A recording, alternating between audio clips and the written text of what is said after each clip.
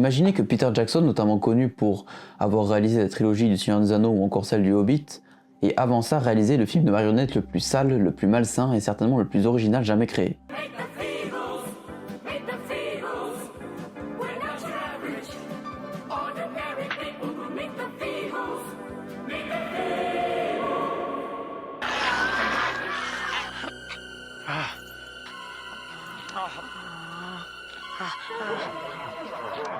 Eh bien oui, un tel film a vu le jour en 1989. Pour parler un peu du contexte de lancement de ce film, Peter Jackson a commencé sa carrière de réalisateur avec 3 films d'horreur. Le premier c'était Bad Taste, qui est un film de série Z plutôt cool, dans mes souvenirs assez divertissant et plutôt drôle. Il a ensuite voulu faire un gros film de zombies, et la pré-production était déjà bien lancée lorsque tout est tombé à l'eau, et en étant très frustré, il a décidé de faire un autre film à la place, toujours à moindre coût. Un film qui dépeint les pires travers du monde du show business, à savoir Meet the Feebles. Avant de continuer, petite parenthèse sur cette période du début du cinéma de Peter Jackson. Alors il faut savoir qu'à l'époque, Peter Jackson, il faisait ses premiers films avec une mentalité assez rebelle et c'était des films assez extrêmes. J'adore Le Seigneur des Anneaux, mais j'avoue que cette période du cinéma de Peter Jackson me manque et j'aimerais bien qu'il refasse un film comme ça aujourd'hui. Ça serait quand même, ça serait fou quoi, vraiment. Mais je pense que je suis pas le seul à réclamer ça quoi. Il a quand même réussi à faire ce fameux film de zombies par la suite, qu'il a nommé Brain Dead et qui s'avère être l'un des films les plus gore de tous les temps.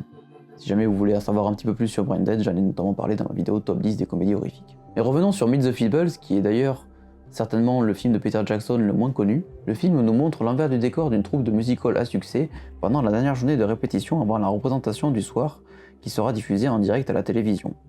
Mais tout va être perturbé par des choses horribles qui vont s'empirer, telle une descente aux enfers.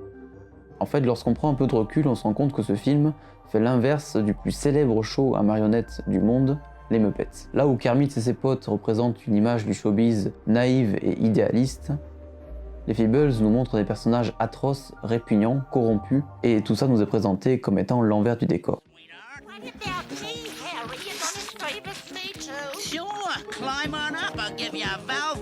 C'est d'ailleurs en pensant aux Muppets, et en s'imaginant ce qu'ils pouvaient faire en coulisses, que Peter Jackson a eu l'idée de ce film. Mais au-delà de ça, le film est purement misanthrope, c'est-à-dire qu'il dépeint une véritable haine envers l'humanité tout entière en montrant le pire. Dans ce film, il y a du sexe, de la vulgarité, de la corruption, mais aussi tout un tas de sujets bien plus sombres, comme la violence extrême, la drogue, la dépression, le suicide, la violence de la guerre, le porno underground, les dérives sexuelles et notamment la scatophilie. Et tout ça avec des costumes et des marionnettes d'animaux anthropomorphes, c'est-à-dire qu'ils ont des bras et des jambes, pour la plupart en tout cas. Et comme vous pouvez vous en douter, ça crée un décalage assez perturbant. Mais ce qui fait que le film vaut quand même le détour, en dehors de l'envie de voir des marionnettes empreintes de tous ses vices, c'est qu'il reste drôle et en partie spectaculaire. On sent une forte ironie qui se dégage des dialogues et toute une panoplie de situations qui sont avant tout absurdes.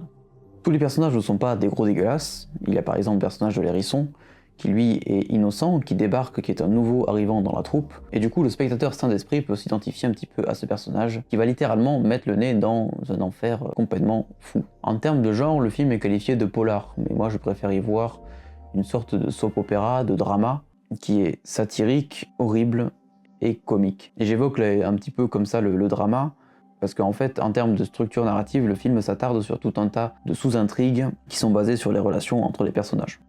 Même si la réalisation est parfois un peu maladroite, un peu amateur, le montage est quand même bien fait, et les effets spéciaux pratiques à l'ancienne sont maîtrisés, d'ailleurs comme dans tous les films de Peter Jackson. J'apprécie tout de même certains plans qui sont en contre-plongée ou en oblique, et qui nous montrent aussi parfois les personnages dans des environnements surchargés. Ça accentue la sensation d'être avec eux dans un enfer dégueulasse, où la folie a pris le dessus sur tout le monde.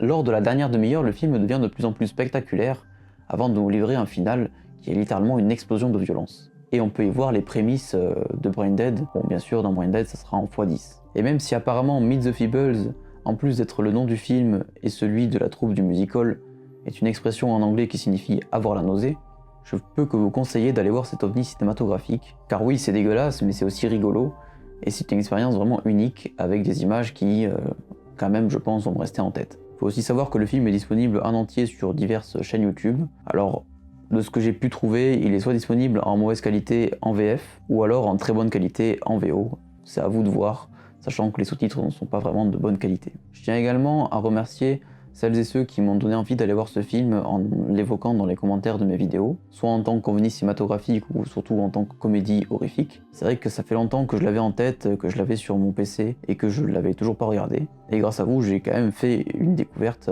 vraiment unique. Et donc, comme d'habitude, n'hésitez pas à venir échanger dans les commentaires, peut-être en évoquant des films qui rendent hommage à celui-ci, ou qui datent pareil de la même époque, sont un petit peu dans le même mood.